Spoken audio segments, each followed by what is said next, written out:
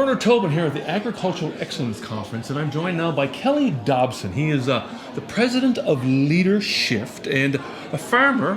That's right. From Manitoba. Welcome and thanks for taking the time. Thank you for inviting. Awesome. Now, you're a self-professed leadership geek. Talk about LeaderShift and what you do. Yeah, I've had a lifelong fascination with leadership, and I think in the last 5 years it's culminated to starting up a business and offering leader development in the ag space. I think one of the things I've noticed is that and what the research is saying, and I'm just trying to take that forward into the ag space, is that there's an awful lot of opportunity to increase leader effectiveness as a way to move towards better bottom line results and many other business outcomes. Now, your presentation today basically talking about going from a manager to an executive and then going to a leadership position. Why do we need more leaders in agriculture? Well, you know, the way I think of it is it's about mindset.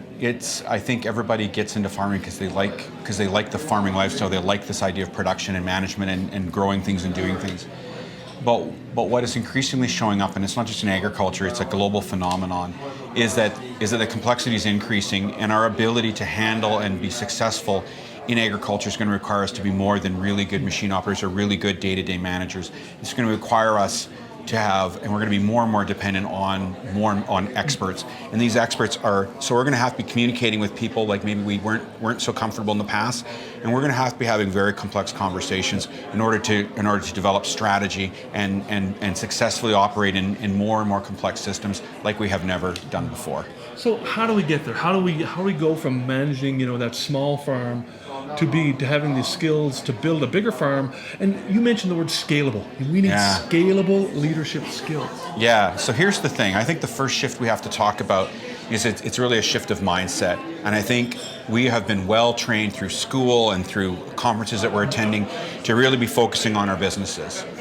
The idea of increasing leader effectiveness is to turn that around and saying, what if I focused on myself and increased my behavior and my performance in ways that we know statistically and research shows are more effective, and then deployed myself into my business, working in it and on it for greater results. So it's a real shift in where I'm paying attention to. And the idea and leadership asks every person who works with us to start focusing on themselves first.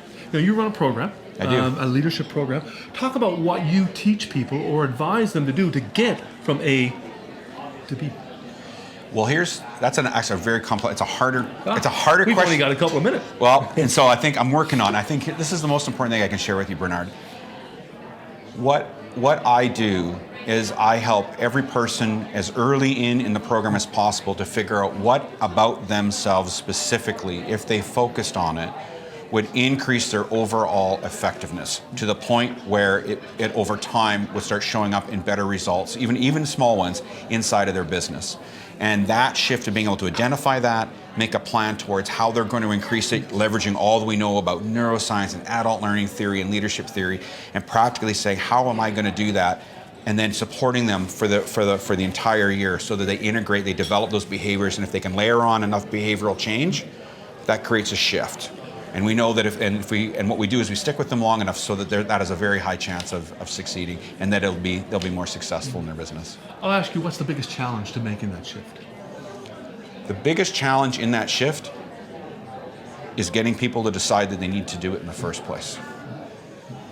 You said to close your program earlier, you talked about it's not what I know, but what I integrate. That's leadership. Explain that for me.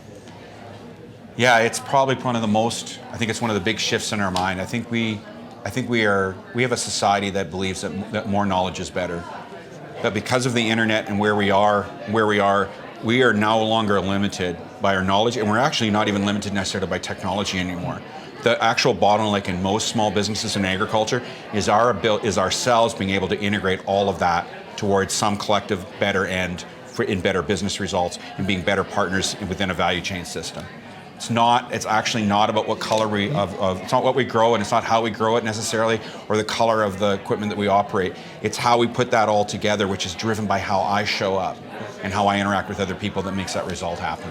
Where can we find out some more information about leadership? LeaderShift.ca. And programs, all sort of ongoing or sort of like?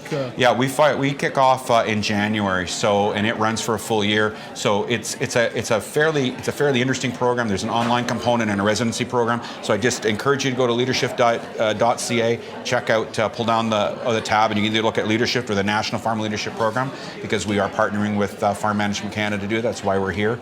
And you can have all the information, and by all means, get in touch with me directly, and we'll talk about it. Kelly Dobson, thank you so much for dropping by. Thank you, Bernard.